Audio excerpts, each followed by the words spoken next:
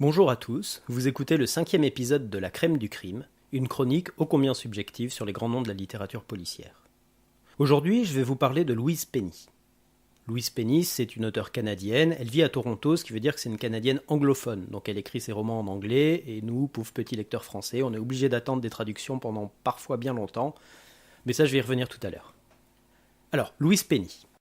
Bon, bien souvent dans cette chronique, je vous parle d'auteurs qui sont plutôt dans la tendance hard-boiled, du roman policier, la tendance noire, donc des romans très réalistes où la violence est décrite sans détour et où la réalité sociale est très présente, où elle est même parfois au premier plan. Eh bien, c'est pas du tout le cas chez Louise Penny. Elle appartient plutôt à l'école du roman policier classique. Mais si, vous savez, Agatha Christie, Conan Doyle, Edgar Poe, etc. Tous ces auteurs qui étaient très en vogue dans la première moitié du XXe siècle, et d'ailleurs, vous inquiétez pas pour eux, ils continuent d'être énormément lus. Pour vous en convaincre, allez dans le rayon librairie de n'importe quel supermarché ou n'importe quelle librairie de gare. Vous verrez qu'Agatha Christie est une auteure encore largement bankable, comme on dit chez les anglophones.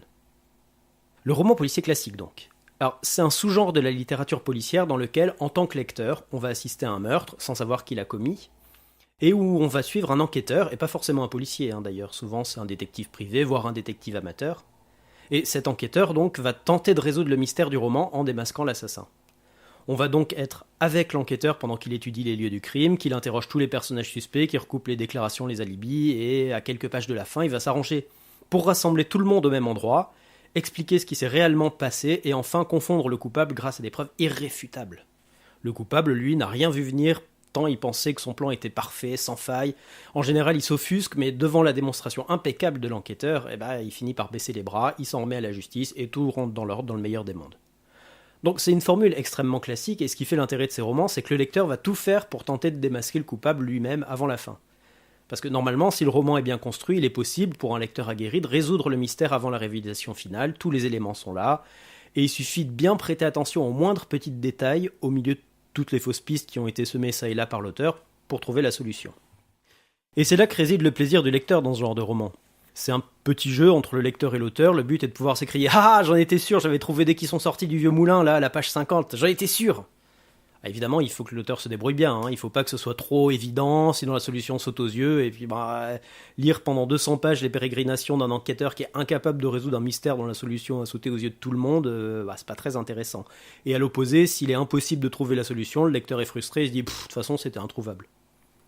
Alors c'est un genre qui est devenu extrêmement codifié, on a même élaboré des règles qu'un roman policier digne de ce nom se devait de respecter. Et dans ces romans, une des caractéristiques, c'est que l'ambiance elle est toujours très feutrée et la violence elle est presque absente. Bon, d'accord, on tue, certes, mais on préfère utiliser le poison ou planter un coupe-papier dans le dos de sa victime plutôt que, par exemple, de le torturer pendant des heures.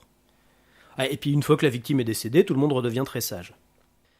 Eh bien, petit à petit, au fur et à mesure des années, c'est un genre qui est passé de mode, qui a été concurrencé par le roman noir, qui était beaucoup plus rythmé, beaucoup plus vivant et plus violent aussi, avec beaucoup plus d'action. Parce que bon, pendant qu'Hercule Poirot s'étonnait du nombre de macarons que la comtesse avait mangé lors de son dernier repas avec monsieur le baron, Sam Spade, lui, il était en train d'envoyer son poing dans le visage du bonhomme qu'il menaçait de son arme et qui voulait mettre fin à ses jours dans une ruelle glauque, et ça, mine de rien, c'est un tout petit peu plus excitant. Alors, non pas que les romans policiers classiques aient totalement disparu du paysage, loin de là, il y en a toujours eu et il y en aura certainement toujours. Mais voilà, c'est plus le genre majeur, c'est passé de mode, surtout chez nous en France. Les anglo-saxons ont quand même conservé un certain goût pour ces romans-là, mais c'est loin d'être le sous-genre majeur que ça a pu être par le passé. Alors j'en reviens à Louise Penny. Louise Penny, elle est complètement dans cette tradition du roman policier classique. Ces romans se passent pour la plupart dans le petit village imaginaire de Three Pines, au Québec, à un peu plus d'une heure de Montréal, pour situer. Alors, conformément au canon du genre, c'est un lieu bucolique, où on sent qu'il doit faire bon vivre, une véritable petite communauté où tout le monde se connaît et se supporte, plus ou moins bien. Oui, il y a un assassinat ou deux de temps en temps, c'est inévitable. Et si c'est pas la langue de vipère qui habite au bout de la rue qui est coupable, c'est certainement que c'est les petits nouveaux, ceux qui sont arrivés il y a quelques mois à peine et qui ont racheté la maison au bout du village. Mais si, c'est vrai, ils avaient un comportement bizarre ces derniers temps. Bon, bref, un meurtre est commis rapidement, et il y a le héros de la série, Armand Gamache, un nom qui fleure bon la belle province, Armand Gamache, donc, qui est inspecteur-chef de la Sûreté du Québec, et qui est envoyé à Three Pines pour enquêter de manière tout à fait traditionnelle, et résoudre le ou les meurtres éventuellement tout au long du roman.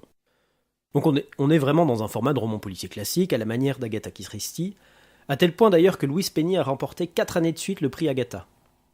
Bon, alors en général, je suis assez méfiant vis-à-vis des prix littéraires, parce que souvent les livres qui sont primés d'un auteur sont rarement mes préférés du dit auteur. Mais là, c'est quand même particulièrement révélateur, parce que le prix Agatha, c'est un prix qui est donné chaque année à un roman policier dont le style est le plus proche du style d'Agatha Christie. Et Louise Penny donc, l'a obtenu ce prix 4 années de suite, de 2007 à 2010, pour chacun de ses romans publiés à ce moment-là. Donc autant vous dire que si vous aimez particulièrement la créatrice d'Hercule Poirot, normalement, vous devriez apprécier l'œuvre de Louise Penny. Et puis ce que j'aime bien, moi, chez cet auteur, c'est que même si elle écrit de la littérature policière classique, elle tombe pas dans les travers habituels du genre. Quand je dis ça, je pense en particulier aux personnages, parce que c'est vrai que dans les romans de ce genre, et c'est aussi le cas chez Agatha Christie, les personnages sont particulièrement caricaturaux et leur psychologie est aussi épaisse qu'une feuille d'un livre de la collection de la Pléiade. Parce que, bon, dans ces romans, l'intrigue tient le haut du pavé en quelque sorte. Ce qui nous intéresse, c'est l'énigme et sa résolution. Alors les personnages, ils sont priés de bien vouloir se conformer au scénario en béton et de pas avoir d'état d'âme, merci. Chez Louise Penny, ce n'est pas le cas. Les personnages ont un minimum d'épaisseur. Il arrive même, tenez-vous bien, il arrive au héros Armand Gamache d'avoir des problèmes familiaux, d'avoir des mauvais jours et même de commettre des fautes professionnelles. Et puis, du coup, même si on n'a pas envie de se prendre la tête à réfléchir, à trouver qui est le coupable, à essayer de trouver le plus vite possible, on peut se laisser guider, complètement passivement, assister à une tranche de vie au sein du village de Three Pines et passer un bon moment. Alors, si vous recherchez un roman policier sans trop de violence, calme, poétique, dans un lieu idyllique, mais néanmoins peuplé de vrais êtres humains, sans doute que vous trouverez votre bonheur chez Louise Penny. Alors, depuis 2005, elle a écrit 12 romans dans la série, dont 11, à l'heure actuelle, ont été traduits. Alors, ce que je disais au début, les romans mettent un peu de temps parfois à être traduits et à être disponibles en version poche, et ça peut être un problème pour ceux qui ont un petit budget, mais il y en a déjà 5 à ma connaissance qui sont disponibles, donc en poche, à petit prix. Alors évidemment, je conseille de lire les romans dans l'ordre, parce que les personnages et les situations vont évoluer au fur et à mesure, et puis évidemment, si vous les lisez dans le désordre, attention aux spoilers. Et donc le premier de la série, c'est Nature morte, donc qui est disponible chez Actes Sud, et notamment en poche dans la collection Babel Noir. Alors je vais vous lire justement un extrait de ce roman, pour vous donner un avant-goût. Mademoiselle Jane Neal se présenta devant Dieu dans la brume matinale du dimanche de Thanksgiving. Ce décès inattendu prit tout le monde au dépourvu.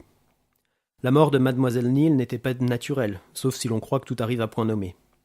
Si c'est le cas, Jane Neal avait passé ses 73 années à s'approcher de ce dernier instant où la mort vint à sa rencontre, dans une érablière aux tons ardents, près du village de Three Pines. Elle tomba bras et jambes écartés, comme si elle avait voulu former la silhouette d'un ange dans les feuilles mortes aux couleurs vives. L'inspecteur-chef Armand Gamache, de la Sûreté du Québec, posa un genou par terre. Son articulation claqua tel un coup de feu, et ses grandes mains expressives survolèrent le minuscule cercle de sang qui maculait le cardigan pelucheux, comme s'il pouvait, par magie, faire disparaître cette blessure et guérir cette femme. Mais non, il n'avait pas ce don. Heureusement, il en avait d'autres. L'odeur de naphtaline qu'il associait à sa grand-mère lui monta au nez. Les yeux doux et bienveillants de Jane le regardaient fixement, comme étonné de le voir là. Lui aussi, sans le montrer, s'étonnait de la voir là. Il avait son petit secret. Il ne la connaissait pas, non. Son petit secret, c'était que, à la cinquantaine bien sonnée, passé le sommet d'une longue carrière qui paraissait en perte de vitesse, il s'étonnait toujours devant la mort violente. C'était une étrange réaction de la part du chef de l'escouade des homicides, mais elle expliquait peut-être en partie pourquoi il ne s'était pas hissé davantage dans le monde cynique de la sûreté. Gamache espérait toujours qu'on se soit trompé et qu'il n'y ait aucun cadavre. Mais Mademoiselle Neal était de plus en plus rigide, cela ne faisait aucun doute. Se redressant avec l'aide de l'inspecteur Beauvoir, il boutonna son Burberry doublé pour se protéger du froid d'octobre, et s'interrogea. Voilà donc un extrait de Nature morte de Louise Penny que vous pouvez trouver dans la collection Babel Noir. C'était la crème du crime, merci d'avoir écouté cette chronique. La prochaine fois, on continuera d'aborder le roman policier classique puisque je parlerai de John Dixon Carr. D'ici là, bonne lecture et portez-vous bien.